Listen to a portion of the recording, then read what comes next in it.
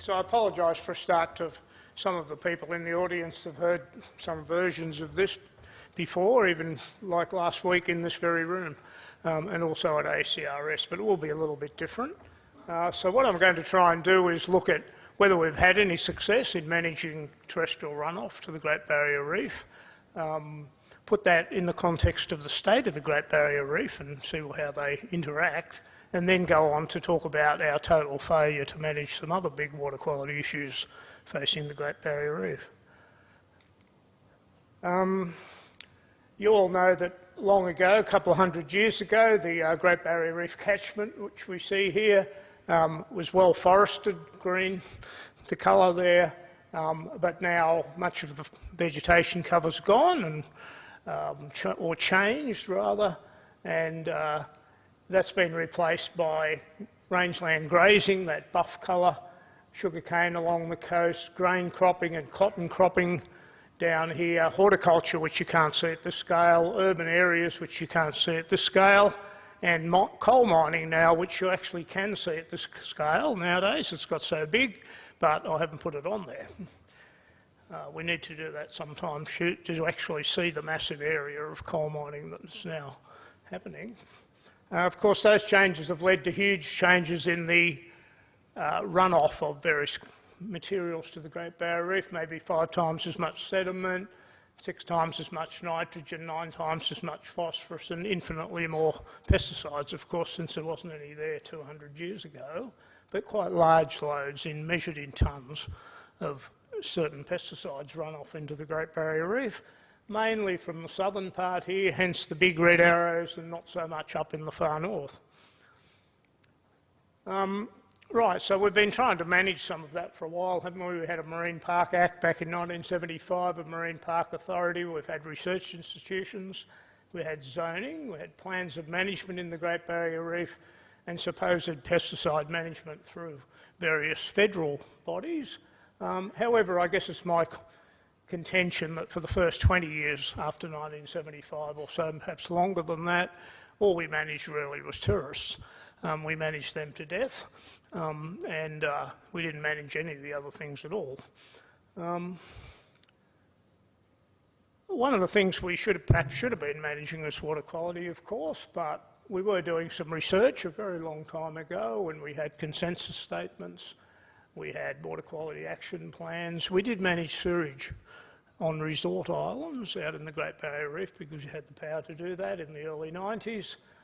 Finally, we did get together a reef plan to manage water quality in the Great Barrier Reef by about 2003, so you'll see that's about 25 years to get there. That wasn't really a plan to do anything, it was a plan to have a plan, and it took us another 5 years through various other activities like water quality improvement plans to finally get to following another consensus statement, to Reef Plan 2009, which was where we really got to actually have plans to do something. Those plans were funded in 2008 through a program called Reef Rescue, $200 million over 5 years, which is just finished, of course. Queensland also had some actions about regulation, but they've sort of gone away with the new Queensland government. Perhaps a good idea, they didn't work anyway.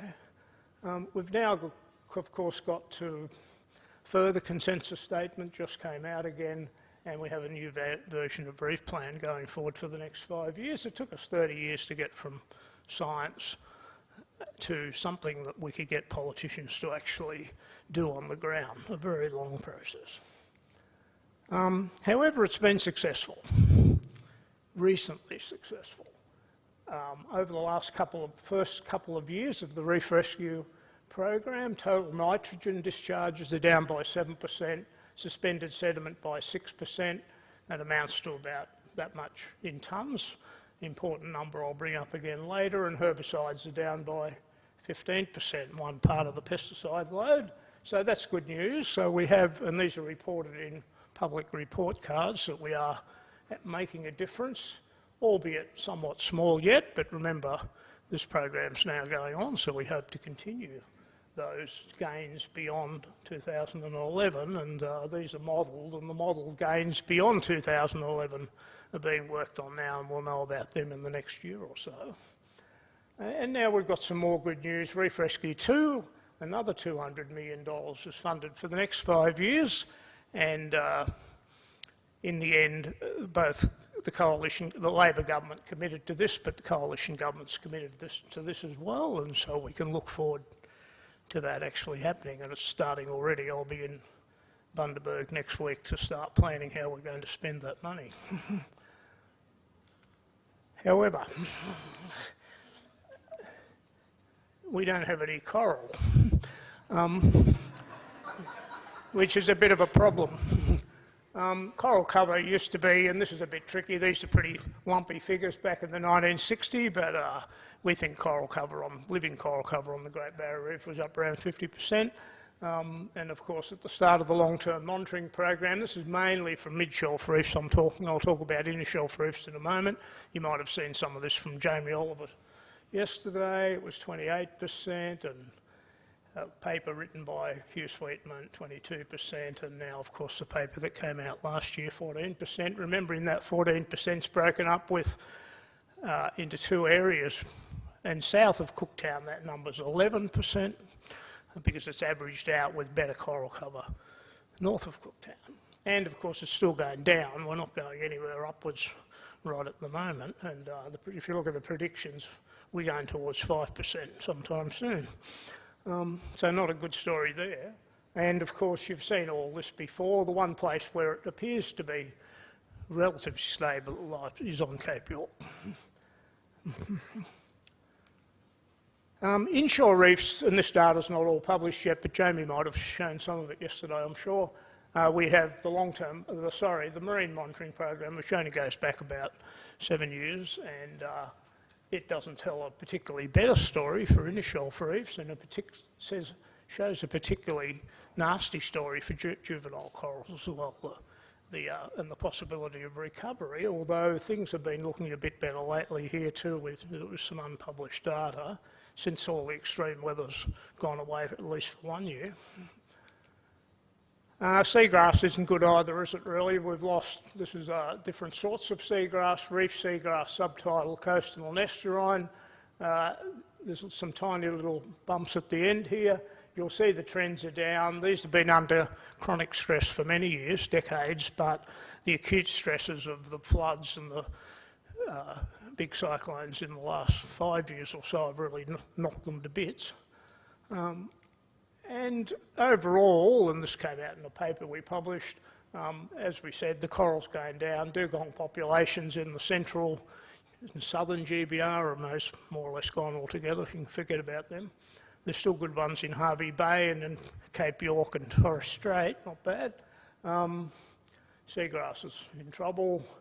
Sharks and other... We've got crown of thorns again, of course, started off Cairns to Cooktown area as predicted by Katerina Fabricius and I and so on some years ago that would happen again in about 2009, and of course it did, and we can expect to see them marching down the reef while floating down, the larvae floating down the reef for the next few years.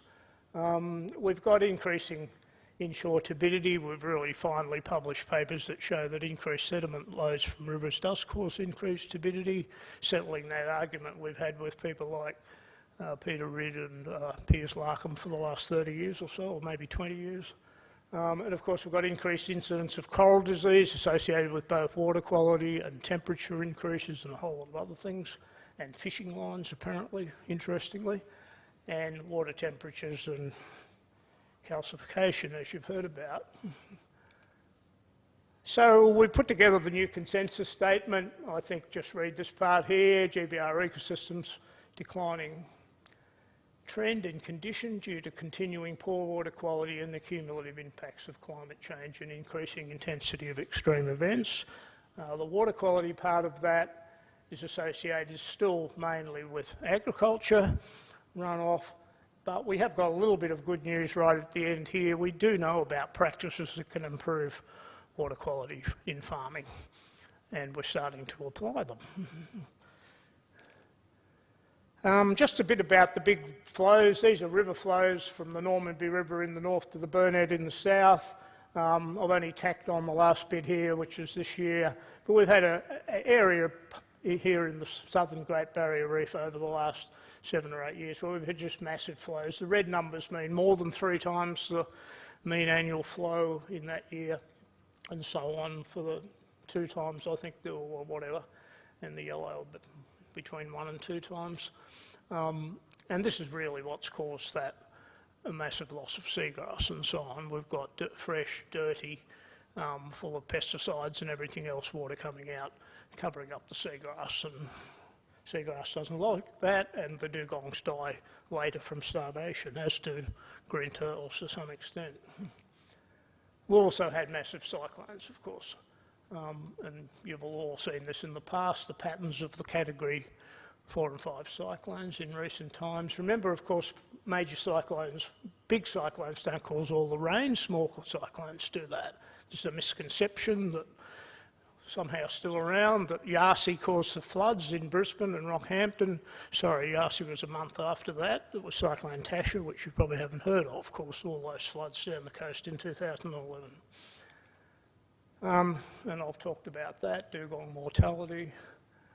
Crown of thorns, again, I'll just talk about this a little bit. I think we know, there's still some arguments about this, but we're fairly convinced that extra nutrient discharge from the land, whether it's nitrogen or phosphorus, might be another question, not answered yet properly, but that there's a link between nutrient discharge and increased frequency of crown of thorns outbreaks. There may be a role for top-down as well. We haven't ruled that out in any way, but certainly this is probably the bigger reason, I guess, but this one may... and the no-take zones having less COTS from that Sweetman paper, that may not really be the case anymore. Further data's not really continuing to support that. It's a large cause of mortality, and now it's started again, and we can expect high mortality from crown of thorns. So why didn't we manage water quality and all these other things that counted long ago? Well, we started managing fishing properly, really, with the rezoning in 2004 that affected both trawling and line fishing. Reef plan sort of got up in 2008 through Reef Rescue. Climate change management, we'll forget about that, and since, of course, for the last 18 months there's been no climate change in Queensland, and for the last month probably not in Australia as well, so we don't have to worry about that one. And pesticide management, we have a really, really atrocious pesticide management regime in Australia that's totally ineffective, and you can expect nothing better from that. We're lucky in the Great Barrier Reef we have money and time to actually work with farmers to manage pesticides. Anywhere else in Australia that doesn't happen. So, we have obviously failed in our management responsibilities for the Great Barrier Reef. Why? Well, I think some of these reasons that I talked about last year as well. We managed tourists pretty good, but that wasn't the issue. Fisheries very recently, terrestrial runoff recently, pesticide management still not very well, climate change not at all, and now, of course, we have massive coastal development going on, and there's no way one could ever say that's being managed particularly well, and Gladstone surely the wonderful example of how not to do it. All this takes a long time, and I just wanted to make that point there again. To get to consensus, to get politicians to act, takes a long time, and you need special people, again, leaders. We were talking about leaders before. The one person who got water quality management up, in reality, there was all people like me and so on fiddling around in the background, but was Robert Hill, the Liberal Minister for the Environment, who did that in Cairns in one day in 2001. He said, do it, and we did it. Took a while to get going, but he did it. It was one person, Robert Hill. And that's really alarming, isn't it? It takes one person to make things happen. And if he wasn't there, it wouldn't have happened. Let's go on to talk about where our current failures are now in water quality management. We've got huge port expansions planned up and down the coast, some new ports here as well I won't go into. some up right up on Cape York and a couple down near there. One of those is now off the table, but let's just think how much dredge spoil. We've been trying to put these numbers together for a while. Some of you will have heard me talk about it at ACRS and other places. How much dredge spoil is about to be dumped in the Great Barrier Reef World Heritage Area? Well, our best estimates, 150 million tonnes of almost certainly over the next decade. Could be as high as 200, but some of the proposals won't go ahead. Let's compare that to what comes out of rivers. About 9 million tonnes comes out per year out of all the rivers. About 6 million tonnes of that's anthropogenic. The other 3 is natural sediment delivery. If you divide 150 by 10 or so, you get a large number that's much bigger than the total anthropogenic sediment discharged to the Great Barrier Reef. Remember the amount I talked about that we've saved through reef rescues, 360,000 tonnes by spending about $100 million. This is enormously alarming, particularly alarming really though. It could be managed. We managed it 20 years ago in Townsville very successfully, I believe. However, our government's arrangement now are inadequate and corrupt, basically, and I mean the process is corrupt. I don't mean the people are corrupt, but the process is corrupt, and you all know what that's about. I won't even explain it. You can ask me if you like, and we put out some papers describing how that could be done better. But at the moment it's not. And here's some spoil amounts. You can, at all the amounts, I've turned cubic metres into tonnes, and the probability of it going ahead, some of it's underway already in Gladstone, and the others are still highly likely to actually go ahead.